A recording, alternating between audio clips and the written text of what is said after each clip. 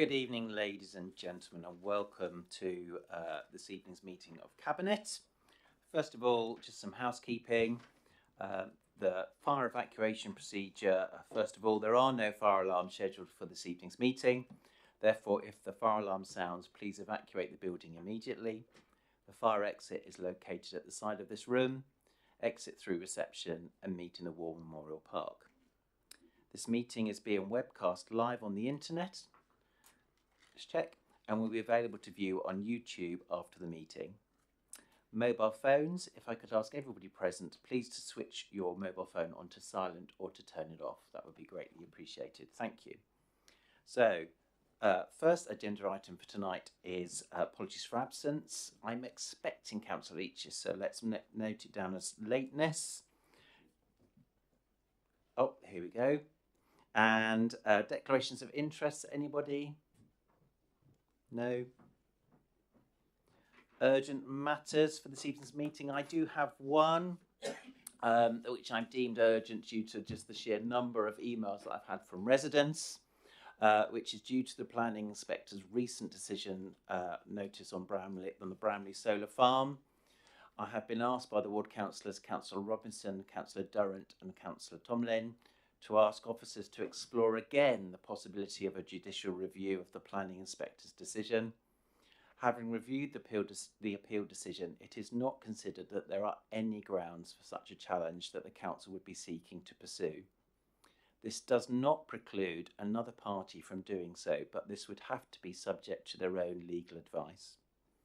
With this understanding, conducting a judicial review would not be a good use of a significant amount of public money. As a councillor from a neighbouring ward, I understand that this news is not what local residents wanted to hear, but sadly it is what it is. Thank you very much, colleagues, for that.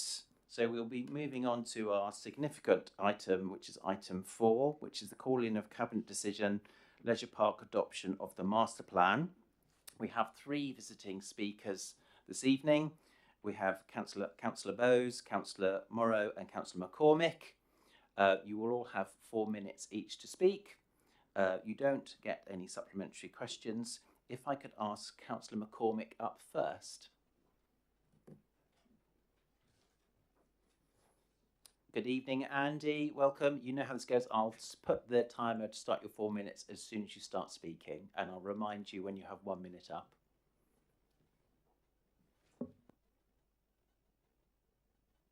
Thank you, Leader. Well, I don't think I'll need 4 minutes because we've been here quite a few times before looking over this master plan, and it's been through quite a convoluted process where we had a council motion which was ignored, then we had a cabinet decision that's been called in, then we had a scrutiny meeting that has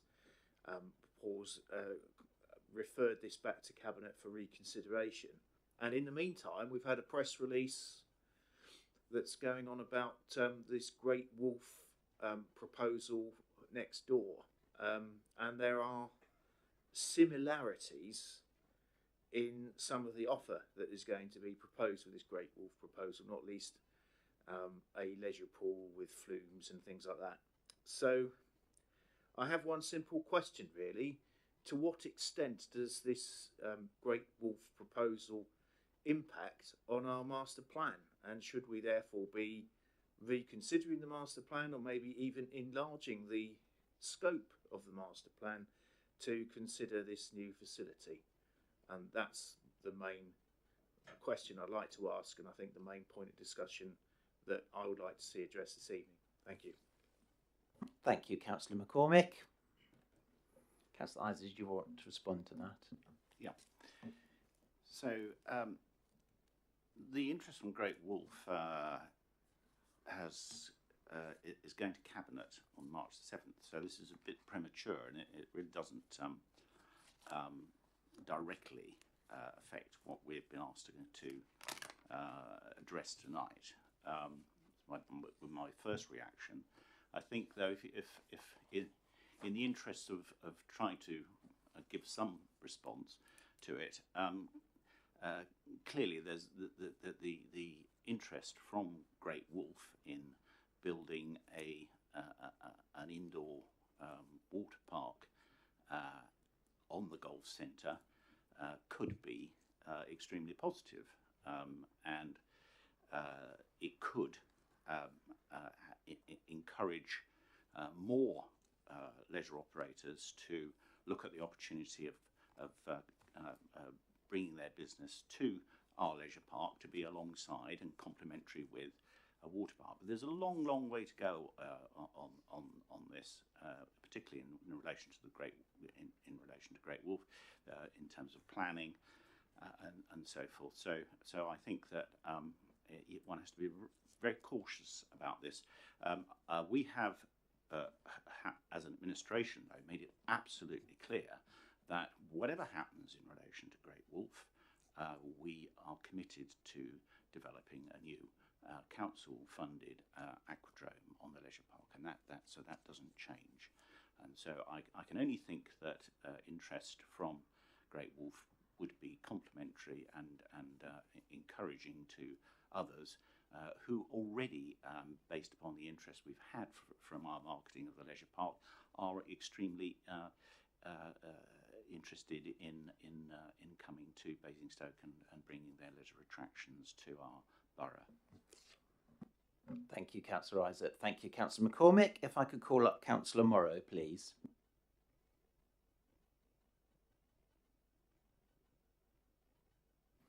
Good evening, Kerry. Again, you have 4 minutes. I'll start the timer when you start speaking. And what I'll do is just remind you, if you are going to take more than 3 minutes, that you've got 1 minute left, so that you know what you're doing as far as time. So when you're ready.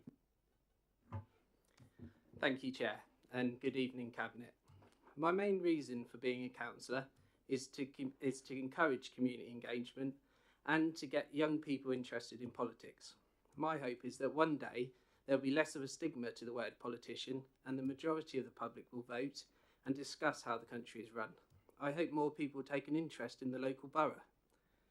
Far too often I hear, "Oh, don't talk about politics," or "They're all the same. What's the point? No one ever listens."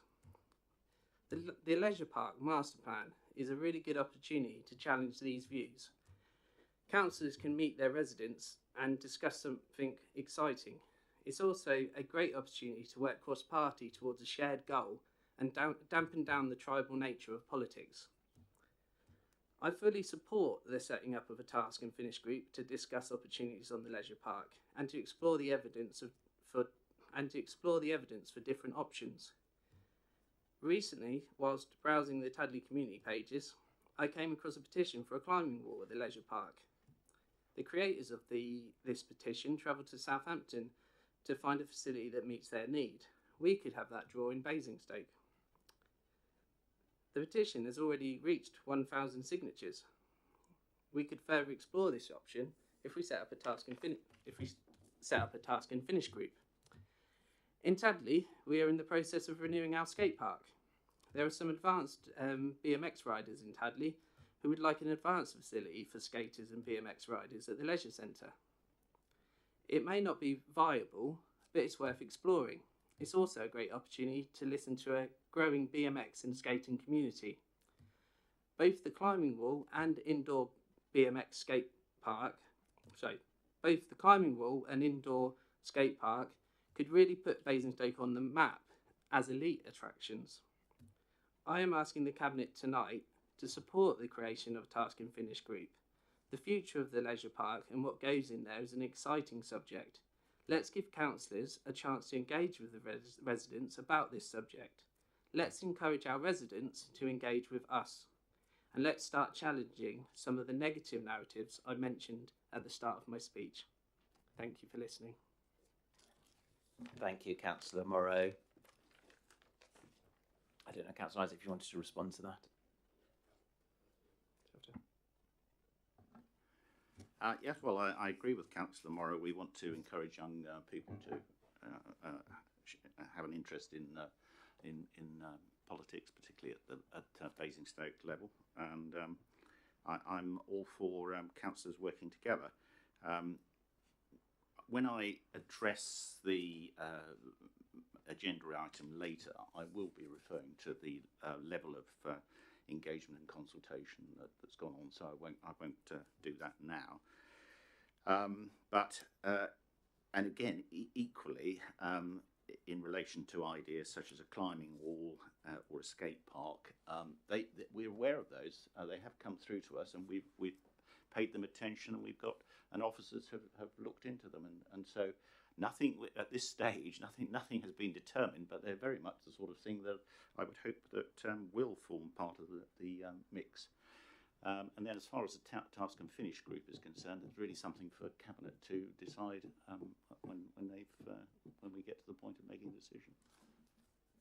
Thank you very much, Councillor Isaac. Thank you, Councillor Morrow. Probably the only thing that I would add, when I became a councillor, I absolutely have some sympathy, if I may say, Kerry. Our view perhaps of facilities for teenagers and young people perhaps wasn't what I wanted it to be and thought it needed to be.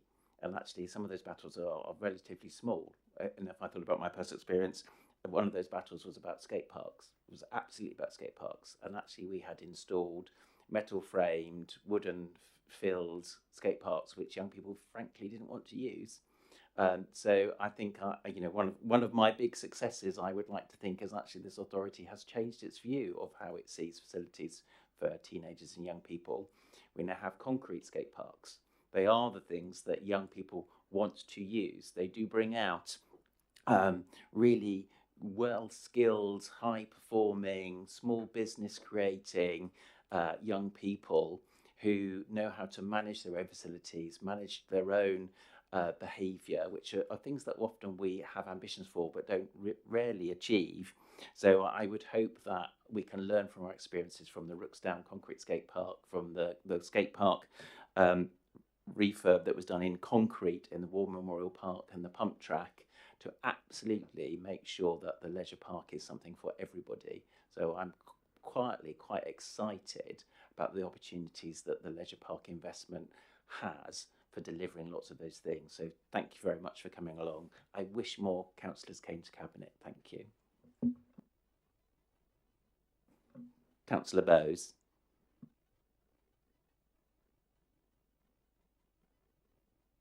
Good evening, Andrea. You have 4 minutes when you're ready. Right. Good evening, and thank you for this opportunity to speak. I confess I was unsure whether or not to do so, and I am expecting to be reminded that the master plan is a framework and that residents want us to start doing something now rather than talking about it, even if that talk is to ensure we get the best possible leisure park for our residents. One of the main concerns voiced at the Scrutiny Committee call-in was that of communication with both members and the public. I know there was a consultation described as extensive, but can't now find the number of actual responses. I also know various members have heard from residents with either concerns or suggestions following the publication of the plan, which seems to have reached them where the consultation didn't. This, I believe, supports the need for a task and finish group.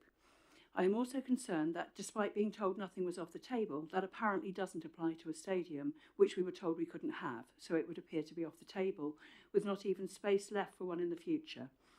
I know some residents still feel very let down by the loss of the Camrose site.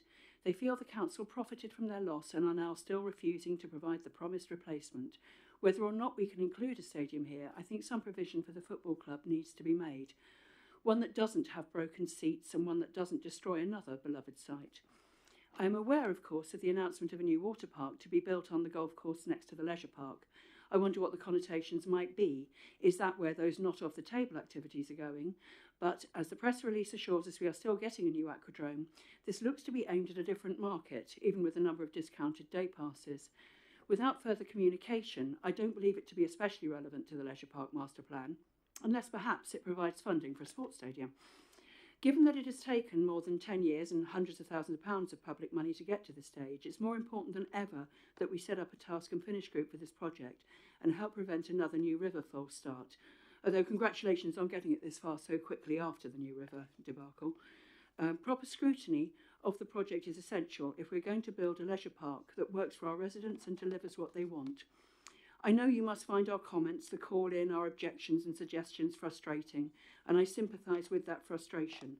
However infuriating we find each other's suggestions, dogma, intransigence or pickiness, we all know that when it comes down to it, we want the best for Basingstoke. So please appoint a task and finish group and let us help to flesh out this flexible plan and get the best leisure park possible for all of us. Thank you. Thank you very much. Councillor Rice, did you want to respond? Yes, thank you, Leader. Thank you, Councillor Bowes. As far as communication with members and the public is concerned, I'm going to sort of give a response to that shortly. It's for Cabinet tonight to decide on task and finish. Having said that, it's actually more a case of is the policy committee that are they going to propose that there is a task and finish group? It's not actually Cabinet, so we wait to hear whether one of the policy committees will put forward a task and finish group. My recommendation would be to Cabinet that we should work with the task and finish group, and I think my experience of being the portfolio holder in relation to the leisure park is one where I'm very conscious of the level of interest from councillors and from residents and from proponents of skate parks and climbing walls and all the rest of it. And that's great. We want that level of interest, and I agree that we all want what's best for Basingstoke, and that's what we're going to try and achieve between us all. I'm not sure really where the suggestion that the council has profited from the loss of the cameras. I think that's one of those sort of myths that's constantly being pushed around. You agree? Oh well, that's fine. I certainly, as far as I'm aware, we've not profited because we didn't own the cameras. We owned a strip of land that is held on a long lease by the company concerned. So, okay, so I think that's probably all I need to say. And I just wanted to pick up, because I have a long history with the Camrose site, that absolutely, I believe this council's done everything that it can to help protect the Camrose, whether that's being an asset of community value, whether it's the Development Control Committee refusing the application and then defending the appeal. I also think there's something that we should be really clear about the football club, because as you say, Andrea, there are all sorts of rumours and discussions and myths, and as Kerry said about, it must be the big bad council. And actually, when there's any level of ambiguity, that's often landed at our door, because we are the most open and the most transparent organisation in the borough, because we are local government. But I feel the need to put something on record, because it's much discussed, the stadium and the requirements of the football club, that when it comes to Basingstoke Town Football Club, as recently as September last year, the chair of the town's football club made it very clear to me that the club's ambition was to take over the Winklebury football complex, not a new stadium, anywhere, and that the club were going to work up a business case with the assistance of Hants FA and present that to the council in the coming months. At that meeting, the club made it abundantly clear that in their view, Winklebury could provide a long-term home for them, and that was their intention, and that they had no ability or desire to do anything other than become the main tenant of the Winklebury football complex. I asked them directly what their plan was to work with fans, as they still hadn't shared this long-term view with their fans. This is not a new position for the football club. This club has had this view since Steve Williams was chair. And it is my view that it's about time the club came clean with fans, so they dealt with their football club issues, not this council. At the very same meeting, they told me that they had informed opposition councillors that this was the club's view and ambition. It is not for councillors here and fans online, in my belief, to turn the public ambiguity of the club's position into political positioning and point scoring. The club needs to be open and transparent about what its plan is for the future home of the football club, and build a plan that fans and the town can back. I would love to see their plan, but be clear. To date, and over the last few years, Basingstoke Town Community Football Club have not shown us any plans of any type. So I know we all have high hopes and ambition for the football club, but there is something about supporting them with their plans rather than us thinking what we think their plans should be.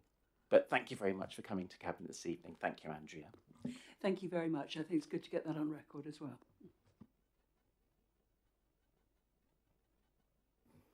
So, Councillor Isaac, do please take us through the agenda item. Thank you, Leader. Before us, we have a recommendation to Cabinet to reconsider the decision we took on the 10th of January to adopt the Leisure Park Master Plan, taking into account the concerns of the Scrutiny Committee that was held on the 14th of February. And we do take this seriously. I'm certainly take it seriously, and it's worth spending some time, I think, on some of the issues raised by the Scrutiny Committee councillors. And we've got a very helpful report setting out the major concerns that were voiced on the night from the Head of Law and Governance and Monitoring Officer. So the first item of concern was was around the viability of a 50-metre pool, a snow dome, and a multi-use stadium. And the report notes that it would suggest that some of the options are not currently viable.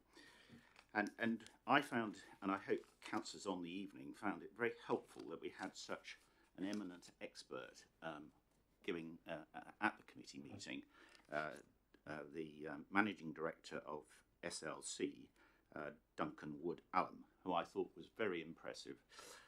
And that firm is one of the leading strategic advisors for public sector leisure across the country. So if we look at it item by item, on a 50-metre pool, Duncan thought that there'd been a number of independent studies done by the council since 2015, and I think he thought, having reviewed the reports, they were pretty comprehensive, and the general conclusion is that in regard to the water space needs of the borough through to 2040, and taking account of population growth, we've got a reasonable provision, and there's a need for some small additional water space. On the question of the 50-metre pool, that has been addressed on a number of occasions by reports and consultants, including FMG in 2021. And they could find no evidence to support the need for a 50-metre pool. Duncan made reference to the fact that there are 4 50-metre pools within short travelling distance of Basingstoke, and that many of those organisations that have got 50-metre pools, he said, wanted to close them. And there's a need for national funding because of the cost of running these things. It was interesting that he made reference to that 50-metre pools being intimidating for many swimmers, young and older, and that there is the issue of the water temperature, because it's generally lower than many of the swimmers would ideally like. So he came firmly down on the conclusion we've reached so far, that the best mix is a 25-metre pool with 8 lanes, leisure waters, and a pool for children. He thought that the capital and revenue running costs of a 50-metre pool would be prohibitive. So if we turn now to the snow dome, again he had looked closely at the work that's been done by our consultants, JLL and the Leisure Division, and he was impressed that they had talked to the biggest snow dome operator in this country, and the response from that operator to would they like to come and build a snow dome in Basingstoke was that they're not investing in snow domes anymore. The financial risk is prohibitive.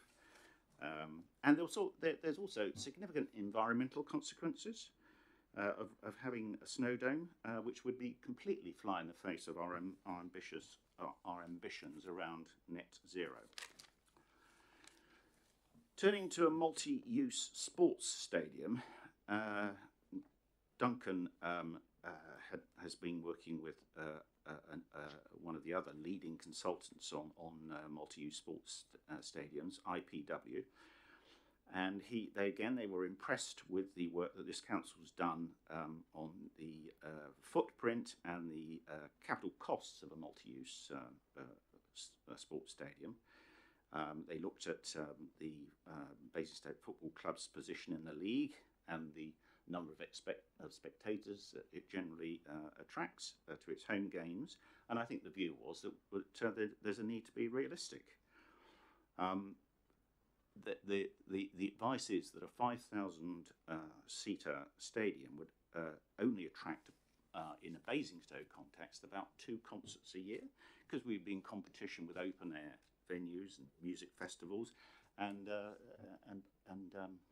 promoters would rather go to bigger centres such as Southampton and Reading.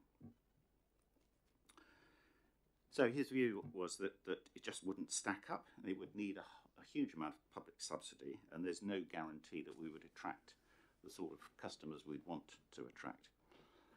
And it could have damaging effects on the solvency of the football club.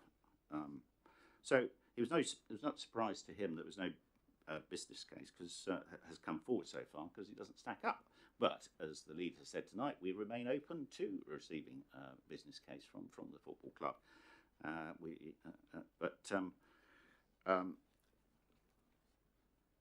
I think that the conclusion that Duncan came to was that a smaller scale solution is better for the football club at the present, and would protect their finances and allow them to spend money on players. So moving on to the next concern raised by the councillors on the committee. This was an overriding concern about communication and engagement with councillors and residents over the leisure park master plan. And I've asked officers to have a look at just what has happened over the last 12 months. If you recall that we resumed bringing forward the leisure park at the end of 2021 after the withdrawal of New River, and there has been a lot of public engagement with residents. There was a consultation that was undertaken in February and March 2022. There's been a web page since March with Q&A section in that, addressing things such as a 50-metre pool. We've had a number of issues of Basingstoke and Dean today, spring 2022 and autumn 2022, which have covered the master plan. There's been attendance at the CEP committee on the Aquadrome on the 19th of October in 2022. There was a members briefing on the leisure park master plan in October 2022.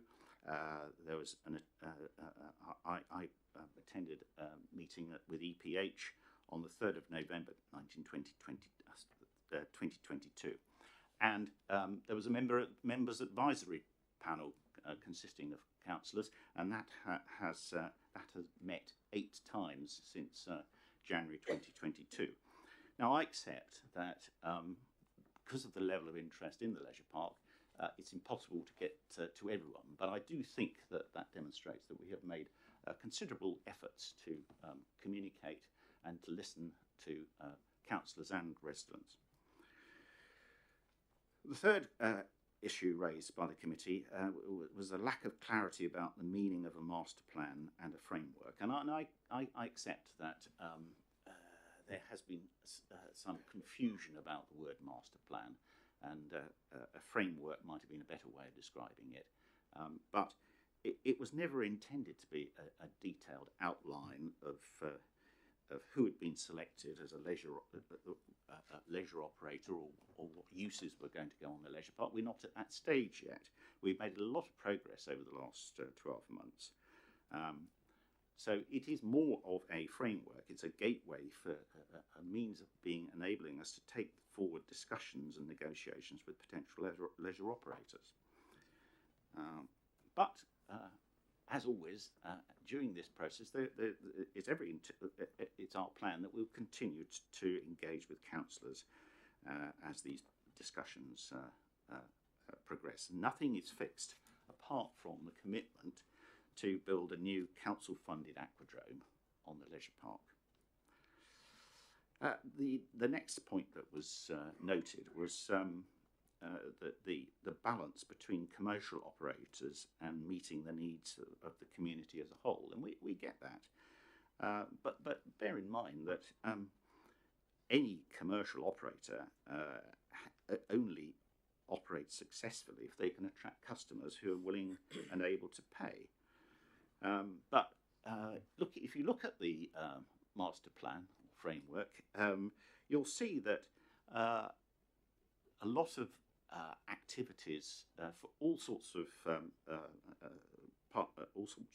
sections of our society are envisaged in that plan, including basketball, bouldering, petang, table tennis, BMX trail, barbecue area, adventure play area, nature trail, and we can include Saunders Field in that, skate park, gardens, running track, outdoor gym, event space. So there's a wealth of ideas for participation by members of the public at the leisure park, and I look forward to taking those ideas forward. And then the next point was discussion about the facility mix for the new aquadrome. And yes, there's more work being done on that by SLC themselves, and that's something that we look forward to sharing with, I suppose, the relevant committee being EPH. Then finally, there's a recommendation from the Scrutiny Committee to set up a task and finish group, and that is really something for the appropriate policy committee to recommend.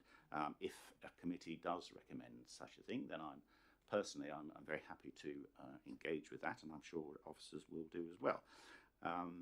It was interesting, though, that the committee on the evening did confirm that they would not want a task and finish group to hold up delivery of the new leisure park, and I think that's absolutely a central issue here now. It's important that we press ahead, and I'm sure that's what our residents would want to happen. Thank you. Get the right button. Thank you very much, Councillor Isett. I just wanted to pick up on a couple of points, if I may. I think there is something that with the framework and the work that says actually it's very clear from sitting in on the scrutiny call-in committee that actually to thank officers and the consultant, because I think they've presented a lot of clarity and evidence to back up why thoughts had been created the way that they have around the master plan, what we were able to do and what was unlikely to happen. I think, just to reiterate my point, I'm very, very hopeful that with such a regional attraction of the leisure park, that climbing walls, indoor skate parks, high ropes courses, all of those sorts of things are actually quite possible in our leisure park. And like all good councillors, I went to the internet to find sources of information. And there's the reality is that says actually you can learn a lot from doing a little bit of Google mapping to find out, well, what drives footfall for some of those facilities. And there's something for me that says, what was the lesson for me about New River, that even New River with their view of leisure needed some sort of commercial attraction, whether that was a designer outlet centre. And I was quite intrigued by looking at Hemel Hempstead and saying, well, they've got a facility that's climbing wall, indoor skate park, high ropes course, and it's bang next door to a Tesco's Extra and lots of other shops. It's actually in a what I would call a shopping park that has that. So I think there's something for me that says we are ambitious about what we achieve on the leisure park with leisure.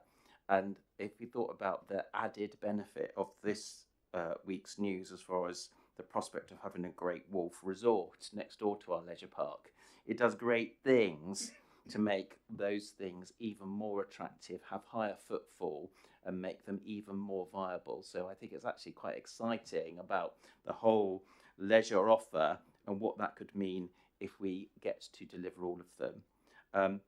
I absolutely, again, if I thought about sitting in the back row watching the scrutiny call-in committee, I'm very happy that we work with, and I'm just going to sort of qualify something that you said, alongside a scrutiny task and finish group. We should remember our committees are scrutiny committees, not policy committees. So actually, that's really important for us, but absolutely making sure that we have a better conversation. If I had one observation from the call-in committee was we had a really good conversation. Partly, if I may be as bold to say, is actually it was really focused. And it was really focused on a few issues, and it was really focused on understanding what evidence there was, whether that be evidence in the market, evidence from those people who are currently running facilities as far as how viable they are, and some really strong evidence as far as where the catchments are and where the gaps in the market are and aren't.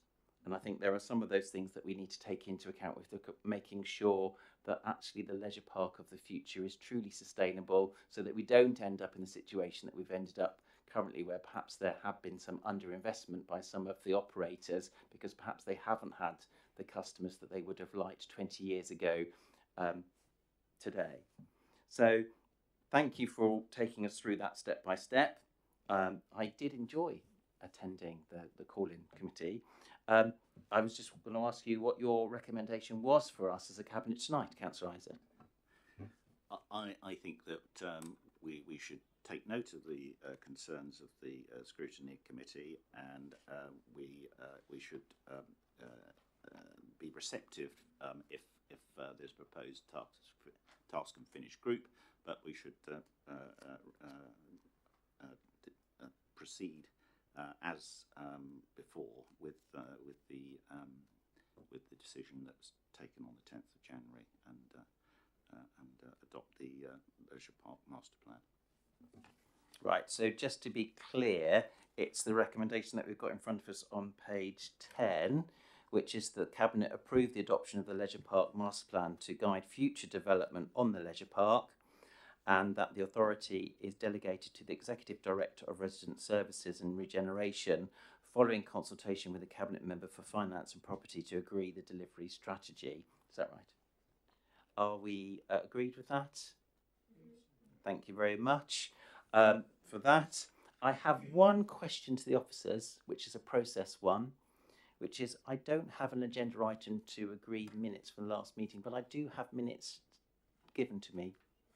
I shouldn't have them. I just wanted to check because I didn't think that I needed to do them now. Thank you very much. That ends our business for tonight. Thank you.